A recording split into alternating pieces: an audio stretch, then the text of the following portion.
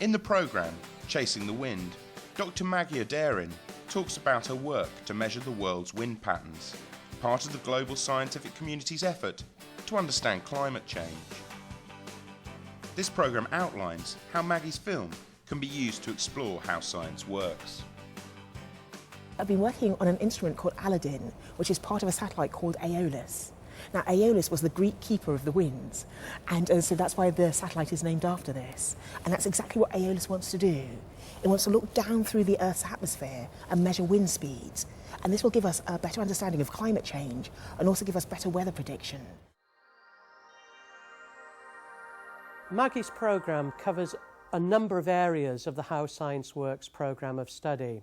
She looks at how ideas have changed over time. She also looks at the ways in which she develops instruments to collect data, to help us develop our ideas, explanations, theories of science. And she also introduces the implications of science. There are 4 How Science Works activities linked to Chasing the Wind. The rest of this programme concentrates on one of these activities, a role play on climate change. The other activities are in the accompanying curriculum materials. For the role play activity, the teacher, Matt Galvin, uses Maggie's film as a stimulus for the role play debate. Before we start, we'll have a video clip from the DVD. That's going to be looking at a woman called Maggie. She is working on satellite technology that will not only look out to space but also look towards planet Earth. And what she's focusing on is how the wind direction and speed and so on at different levels of the atmosphere is changing over time. In the programme, Maggie has introduced many of the issues to do with climate change, and this acts as a really good stimulus to debate in the classroom. When dealing with debate in the classroom, a very useful approach to use is role play, because it gives us an opportunity to address the issues in a balanced way, so that the youngsters can see the arguments from both sides and then be able to make their own informed choices and decisions. For role play to be effective in the classroom, we need to go through the 5 phases of preparation, briefing, action, debriefing and follow-up. We must go through all of those phases, and we must ensure that each phase is addressed effectively. Otherwise, the role play won't work, and it means that all concerned are disappointed.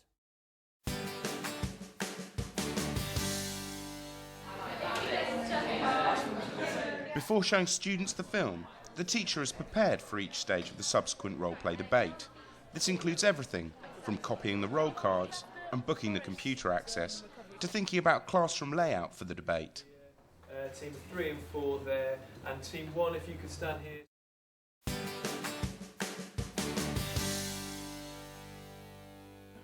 The briefing involves not only the outlining of the activity to the students, but crucially, getting them into role.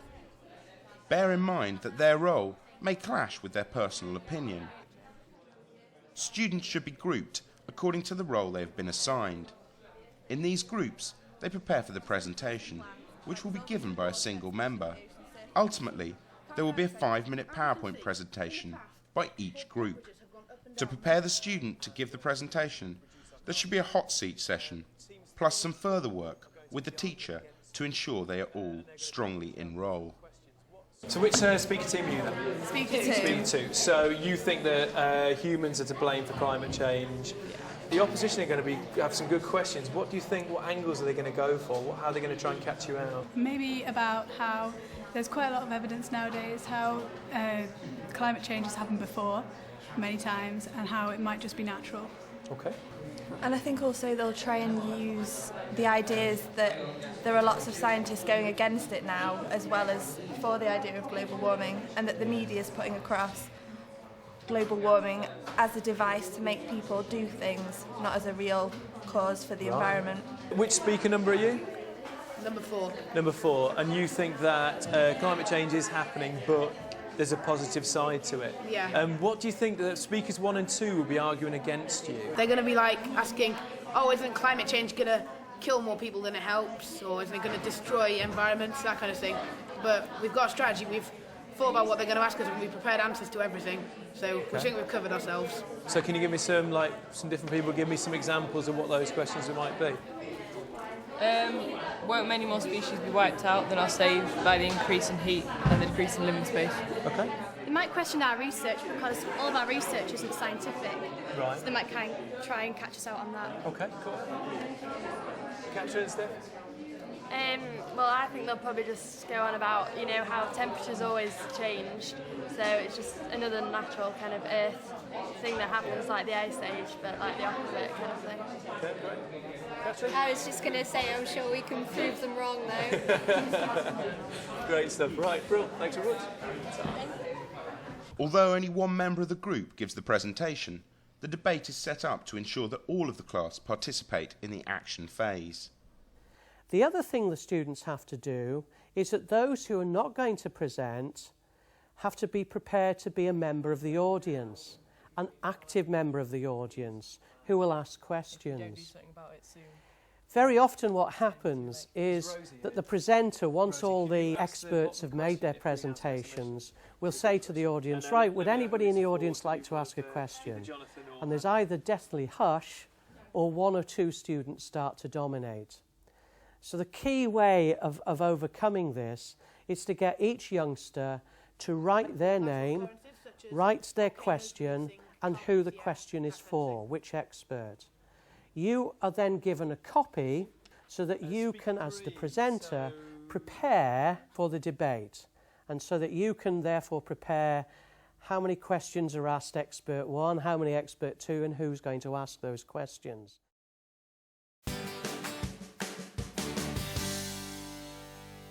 I'll invite the 4 speakers to come up. So that's Katrin, Emily, Izzy and Jonathan. And they'll sit at the front, teams 1 and 2 here, teams 3 and 4 here. They'll then do their presentation. It should be about 5 minutes or so with the aid of PowerPoint. And they'll try and convince you, the audience, that they're right and that the other teams are wrong. Okay? At the end of those 4 presentations, we'll have some questions. So I've got the questions that you wrote this week printed up. You've got a copy in front of you. The people who are answering the questions don't have a copy of the questions, so they won't be primed. So you might have to give them a little bit of time to come back with an answer, but they'll come back with a sensible answer to your question. At the end of that, we'll summarise what the debate's been all about, and then we'll have a vote, an audience vote, whether you think climate change is occurring and whether you think we should decrease our CO2 emissions. We're Human Footprint, and we believe it is humans that have had a climate-changing effect on our environment. We're going to show you why. Glaciers are melting, sea levels are rising, cloud forests are dying. That's our evidence. Let's look at the facts. Hello, I'm Emily, and I'm a representative of the Green Team. We're a team of environmentalist experts who work closely with the world's scientists to raise awareness for the problems of global warming. So, what's causing this global warming? Carbon dioxide comes from a number of natural sources, mainly from the decaying of plants, volcanic eruptions, and waste products from animal respiration. Belief in global warming is nowadays almost universal. However, there is another belief that is a bad thing, and this is wrong. I'm here today to prove to you that while global warming may have some bad effects, and they cannot be discounted, that overall there are many more positive effects which will help us. Fantastic, well done. Well, all 4 cases argued very strongly, and now it's your turn as an audience to ask some searching questions. How come the torrential rainfalls that we've been having in June 2007 have never happened before so heavily in South Yorkshire? And don't you think it relates to the rising temperatures in the atmosphere? No, in fact they have happened before. Think back to the Great Flood in the 1800s, I believe, and times before that as well. There have been many floods in South Yorkshire, especially in Sheffield. This is nothing to do with global warming. It's been happening for years and years, thousands of years into the past, and will continue to happen. And there's not really much we can do about it, but we can't really blame ourselves, can we? One of the arguments against global warming is that, in fact, the temperature in the lower atmosphere is not actually rising, If this is true, then how do you explain the melting of the ice caps? The temperature in the lower atmosphere isn't rising, but the temperature on the Earth's surface actually is, and that's what's causing the melting of the ice caps. Do you have any proof that temperatures will actually rise by as much as 6 degrees in the next 50 to 100 years, as you said, and as is commercially believed? Is this not just a media myth? In our presentation, we didn't actually state that, but I can tell you that there is proof that global warming is occurring. We're burning gases. We're burning fuels that are releasing harmful gases. It's trapping rays, so temperature is going to increase. And yes, the media might want to exaggerate things to get the message across to people, because people do need to know about global warming, as it is a serious issue and something needs to be done about it. You've heard all the arguments. You've had a chance to ask questions of the panellists, and now it's time for the audience vote to see what you think about the whole climate change argument. So I'm going to ask you 2 questions. How many of you think climate change is man-made? So that's about half or so, maybe just over half. That's interesting. How many of you think we should be reducing our carbon emissions? Wow. So that's everyone bar Jonathan, I think. So the action phase should run very, very smoothly. Just one key aspect, though, is to try and make the debate environment as realistic as possible. So if it is going to be a TV debate, try and set it up like a studio.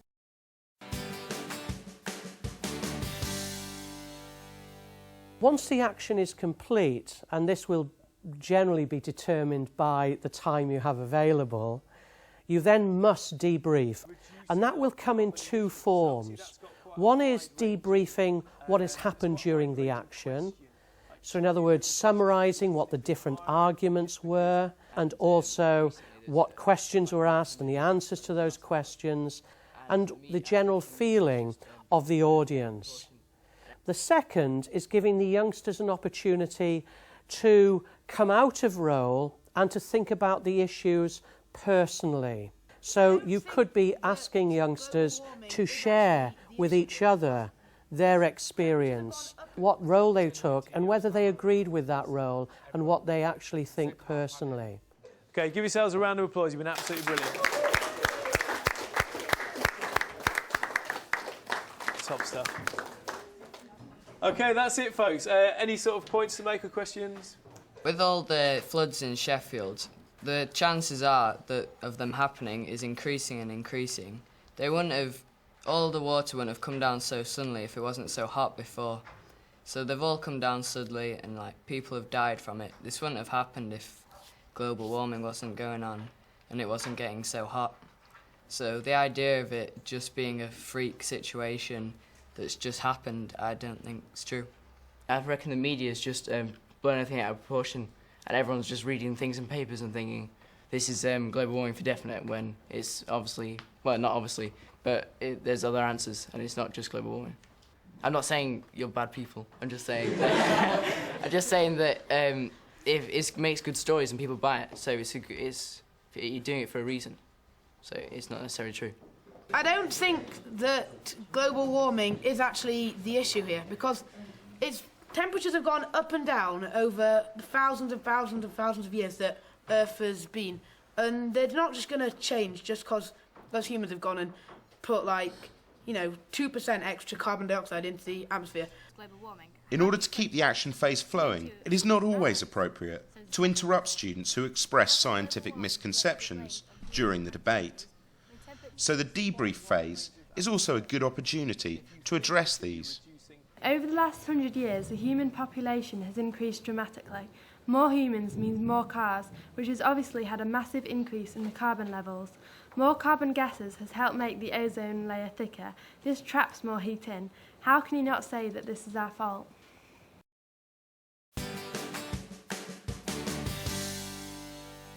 And finally, follow up, giving the youngsters an opportunity to really consolidate what they've learnt from the activity, but also to be able to communicate what they think about the issue. And one approach is to get the youngsters to write an editorial article about the issue, where they summarise all the different aspects of the issue and then make a personal editorial comment. The curriculum notes for the role-play activity suggest alternative discussion-based approaches which you may wish to use with your students. A key to all of these, however, is the structure. So that although the youngsters are having opportunity to express their own views, to also express views in role, the activity has a structure, which means that you as a teacher don't lose control in the classroom. We asked Matt Galvin how useful he felt the activity had been for the pupils. I thought it was fantastic. I thought the kids really raised their game for the debate. They came up with some great answers, and they all seemed to walk out with a big smile on their face. So, yeah, I enjoyed it greatly. I was really proud of them, and I think they seemed to enjoy it as well. I think the debating skills themselves are very useful, obviously, in today's world. I think importantly as well, they've had to structure it in quite a scientific way. So they've got an evidence base, and they've had to present that evidence in a way that people are going to understand, and then they've put their arguments together with that evidence underneath it. So I think it's a very important skill if it's a scientific career they go into or anything else.